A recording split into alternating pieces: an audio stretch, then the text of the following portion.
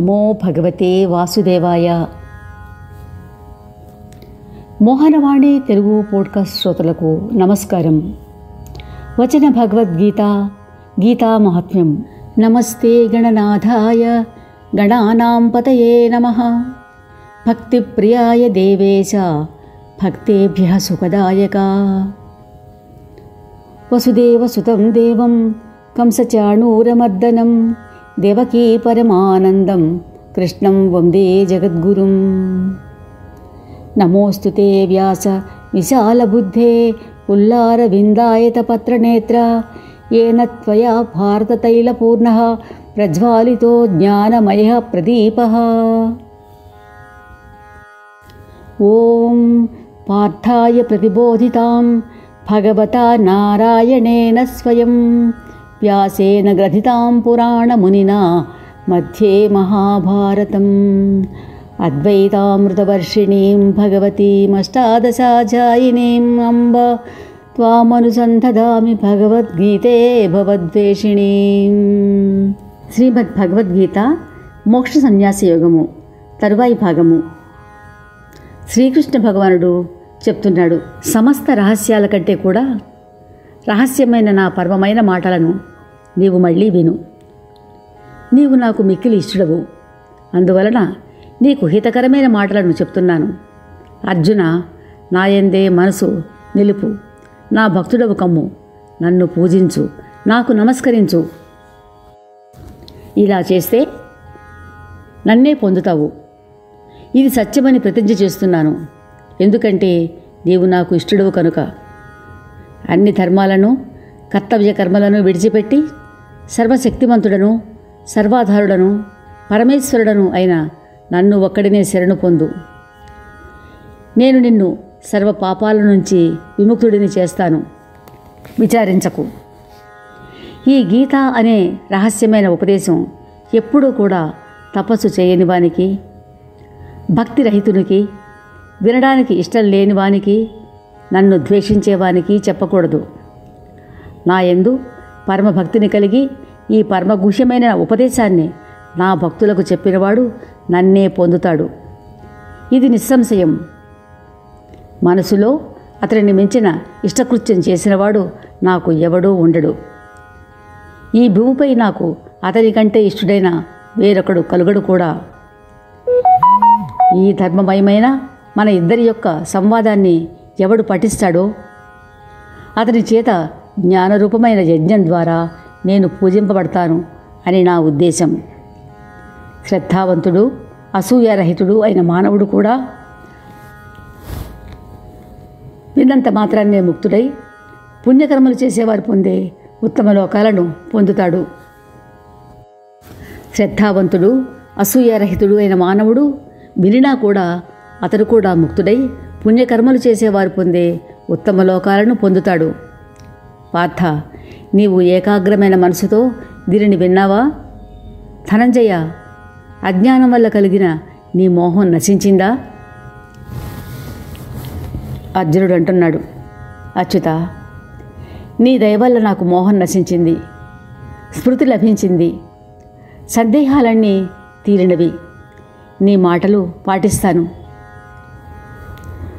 సంజయుడు చెప్తున్నాడు, ఈ రకంగా మహాత్ముడైన వాసుదేవుని యొక్క పార్థుని యొక్క అద్భుతమైన పులకరింపచేసే ఈ సంవాదాన్ని నేను విన్నాను. వ్యాస మహర్షి యొక్క అనుగ్రహం వల్ల దివ్యదృష్టిని పొందాను. ఈ పరమ గోపనీయమైన యోగాన్ని అర్జునుడకు యోగేశ్వరుడైన శ్రీకృష్ణ భగవానుడు స్వయంగా చెబుతూ ఉండగా నేను ప్రత్యక్షంగా విన్నాను. రాజా, శ్రీకృష్ణ భగవానుని యొక్క అర్జునుని యొక్క ఈ రహస్యమైన కళ్యాణకారకమైన అద్భుతమైన సంవాదాన్ని తలుచుకుని నేను పదే పదే మురిసిపోతున్నాను. రాజా, శ్రీహరి యొక్క ఆ అత్యద్భుతమైన రూపాన్ని తలుచుకొని నాకు మహా ఆశ్చర్యం కలుగుతోంది. పదే పదే పులకించిపోతున్నాను. యోగేశ్వరుడైన శ్రీకృష్ణుడు, ధనుద్ధారుడైన పార్థుడు ఎక్కడ ఉంటారో అక్కడే సంపద, విజయం, ఐశ్వర్యం, న్యాయం ఉంటాయని నా ఉద్దేశ్యం. ఇప్పుడు గీతా మహత్యం కథ 18వ అధ్యాయం మోక్ష సన్యాస యోగం విందాం. మహాత్మా, తాము ఇంతవరకు 17వ అధ్యాయం యొక్క మహాత్మ్యాన్ని వర్ణించారు. ఇక 18వ అధ్యాయం యొక్క గొప్పతనాన్ని వర్ణించి చెప్పండి అని పార్వతీదేవి పరమేశ్వరుని కోరింది. గిరినందిని అంటూ ప్రారంభించాడు పరమశివుడు. చిన్మయానంద ధారలను ప్రవహింపచేసే 18వ అధ్యాయం యొక్క పావన మహత్యాన్ని విను. ఇది సర్వశాస్త్ర సర్వస్వం. చెవులలో నిండిన రసాయనంతో సమానం. సంసారమనే యాతనా జలాన్ని తుడిచివేస్తుంది. ఇది సిద్ధపురుషులకు కూడా పరమరహస్యం. ఇందు అవిద్యను అంటే అజ్ఞానాన్ని నశింపచేసే మహత్తరమైన శక్తి ఉంది. ఇది విష్ణు భగవానుని చేతన సర్వశ్రేష్టమైన పరమపదము కూడా. ఇంతేకాదు ఇది వివేకలతకు మూలం, కామ క్రోధ మదాదుల వినాశకారి, ఇంద్రాది దేవతల చిత్తాలకు విశ్రాంతి మందిరం, సనక సనందనాది యోగులకు మనోరంజకం. దీనిని చదివితే చాలు యమదూతల గర్జన ఆగిపోతుంది. పార్వతి, దీనిని మించిన రహస్యమయ ఉపదేశం మరొకటి లేదు. త్రివిధ తాపాలతోనూ దహించుకుని పోతూ ఉన్నటువంటి మానవులకు శాంతి ఇస్తుంది, సర్వ పాపాలను నశింపచేస్తుంది. 18వ అధ్యాయముకు మోక్ష సన్యాస యోగమునకు లోకోత్తర మహత్యం ఉంది. ఈ విషయంలో ఒక పవిత్రమైన ఉపాఖ్యానం ఉన్నది. శ్రద్ధగా విను. అది వింటేనే చాలు సమస్త పాపాలు వెంటనే తొలగిపోతాయి. పూర్వం మేరు శిఖరం మీద అమరావతి అనే పేరున్న ఒక రమణీయమైన నగరాన్ని విశ్వకర్మ నిర్మించాడు. ఆ పట్టణంలో సమస్త దేవతలతోటి సేవించబడుతూ ఇంద్రుడు సచీ సమేతుడై సుఖాసీనులై ఉండగా ఒకనాడు విష్ణుదూతలతో సేవించబడుతున్న ఒక మహాత్ముడు అక్కడికి వస్తూ ఉన్నాడు. కొత్తగా వస్తున్న ఆ వ్యక్తి యొక్క దివ్య తేజపుంజం యొక్క ప్రభావానికి ఇంద్రుడు సింహాసనం నుంచి మండపంలోనికి ఎగిరిపడ్డాడు. ఇంద్రసేవకులందరూ ఆ వ్యక్తిని ఇంద్రునిగా చేశారు. దేవలోక సామ్రాజ్య కిరీటాన్ని అలంకరించారు. దివ్య గీతాలు గానం చేస్తున్నారు. దేవతాంగనలతో పాటు సర్వదేవతలు ఆయనకు హారతి ఇస్తున్నారు. ఋషులు వేదమంత్రాలు చదివి ఆశీర్వదిస్తున్నారు. గంధర్వులు లలిత స్వరాలతో మంగళమయ గానం చేస్తున్నారు. అయితే పదవీచ్యుతుడైన ఇంద్రుడు కొత్తగా వచ్చి తన సింహాసనాన్ని అధిష్ఠించిన వ్యక్తి తాను చేసిన అనేక మంచి పనులతో సంపాదించుకున్న ఇంద్ర పదవిని, ఆ వ్యక్తి ఇంద్ర పదవికి అర్హమైన ఏ పనులు చేయకపోయినా అతనికి దక్కిన ఈ గొప్ప పదవి గురించి విష్ణువుతో మొరపెట్టుకున్నాడు. కారణాలు తెలపవలసిందిగా ప్రార్థించాడు. ఇంద్రుని మాటలు ప్రశాంతంగా విని విష్ణుమూర్తి, సచీపతి, అతడు ప్రతినిత్యం భగవద్గీతలోని 18వ అధ్యాయాన్ని పూర్తిగా కూడా కాదు 5 శ్లోకాలు మాత్రం జపిస్తున్నాడు. ఆ అభ్యాసం అదృష్టం వల్లనే దేవ సామ్రాజ్యాధిపత్యం వచ్చింది. భగవద్గీత 18వ అధ్యాయ జపం, పఠనం, శ్రవణం అన్ని పుణ్యాలకు తలమానికం. అట్టి ఆశ్రయాన్ని పొందితే నీకు కూడా మరలా ఇంద్ర పదవి లభిస్తుంది అని సలహా ఇచ్చాడు. విష్ణు భగవానుని మాటలు విన్నాడు ఇంద్రుడు. ఈ ఉపాయం చాలా బాగుంది అనుకున్నాడు. బ్రాహ్మణ వేషధారి అయి గోదావరి తీరం చేరుకున్నాడు మాజీ ఇంద్రుడు. అక్కడ కాళికా గ్రామం అనే ఒక పవిత్ర నగరంలోకి ప్రవేశించాడు. కాలుని కూడా మర్దించే శక్తిగల మహాకాళేశ్వరుడు అక్కడ విరాజమానుడై ఉన్నాడు. అక్కడే ఒక పరమ ధార్మికుడైన బ్రాహ్మణోత్తముడు కూడా నివసిస్తూ ఉన్నాడు. ఆయన వేదాంగ పారంగతుడు, మహావిద్వాంసుడు. ఆయనను చూసి ఇంద్రుడు ప్రసన్నభావంతో వెళ్ళి ఆయన చరణాలపై శిరసు వంచి ఆయన వల్ల భగవద్గీత 18వ అధ్యాయాన్ని ఉపదేశం పొందాడు. ప్రతిదినం అభ్యసించాడు. విష్ణులోకం చేరుకున్నాడు. ఈ అధ్యాయ ఫలితం వల్ల లభించిన విష్ణు సన్నిధి కంటే ఇంద్రాది పదవులు అల్పములు అని భావించాడు. విష్ణుధామంలోనే ఉండిపోయాడు. అందుచేత ఈ అధ్యాయం మహర్షులకు కూడా శ్రేష్టమైన పరమతత్వం. పార్వతికి ఈ విధంగా 18వ అధ్యాయం యొక్క దివ్య మహాత్మ్య వర్ణన పరిసమాప్తమైంది. దీనిని చదివిన విన్న మానవులు సమస్త పాపాల నుంచి విముక్తులు అవుతారు. దేవి, ఈ విధంగా నేను నీకు భగవద్గీత 18 అధ్యాయాల మహత్యాన్ని సంపూర్ణంగా వివరించి చెప్పాను. పుణ్యాత్ములారా, దీనిని శ్రద్ధతో చదివిన విన్న మానవులు సమస్త యజ్ఞాల ఫలాన్ని పొంది అంతమున నిశ్చయంగా విష్ణు సాయుధ్యాన్ని పొందుతారు అని దయామూర్తి సర్వేశ్వరుడు సర్వాంతర్యామి అయినటువంటి పరమేశ్వరుడు జగన్మాత పార్వతీదేవికి తెలియచేశాడు. అంతకాలే చ మామేవ స్మరన్ ముక్త్వా కలేబరం యః ప్రయాతి సమద్భావం యాతి నాస్త్యత్ర సంశయః. అనగా అవసాన కాలమందు నన్నే స్మరించుచు దేహమును వీడినవాడు నా స్థితిని పొందును, ఇందుకు సందేహం లేదు అని చెప్పాడు శ్రీకృష్ణ భగవానుడు. ఇది భగవద్గీత అష్టాదశాధ్యాయ మహత్యము. దీనిని విష్ణుమూర్తి లక్ష్మీదేవికి, పరమశివుడు పార్వతీదేవికి వివరించారు.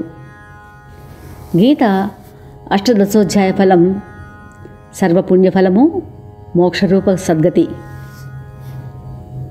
వైశంపాయనుడు చెప్తున్నాడు, రాజా, స్వయంగా కమలనాభుడైన శ్రీకృష్ణ భగవానుని ముఖ కమలం నుండి వెలువడింది కాబట్టి గీతను చక్కగా పారాయణ చేయాలి.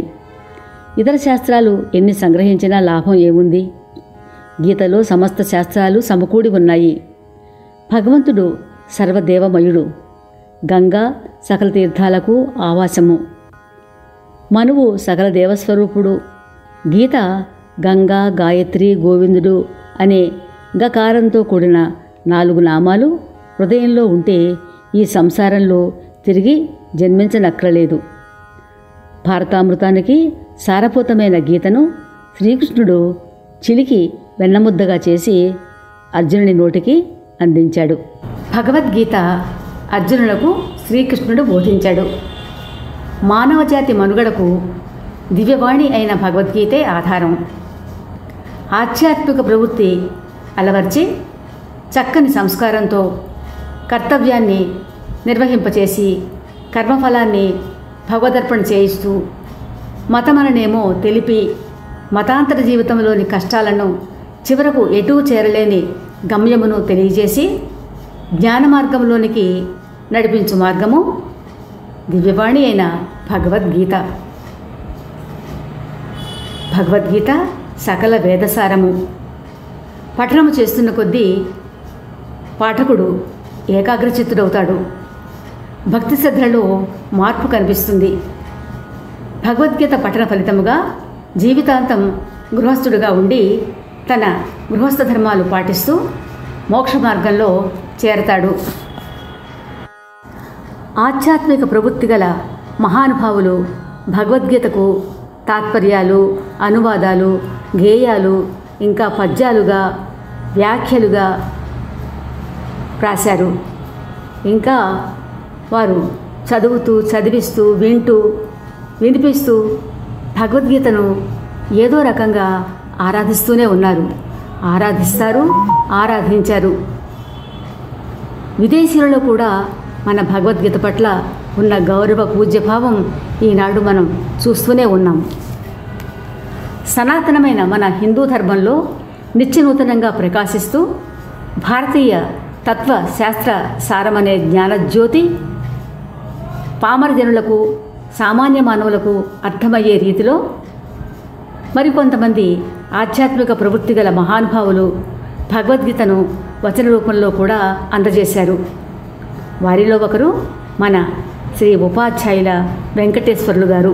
శ్రీ ఉపాధ్యాయుల వెంకటేశ్వర్లు గారు మనకు అందించిన వచన భగవద్గీత గీతా మహాత్మ్యం శ్రీకృష్ణ భగవానుని కృపా విశేషం వల్ల వినగలిగాం.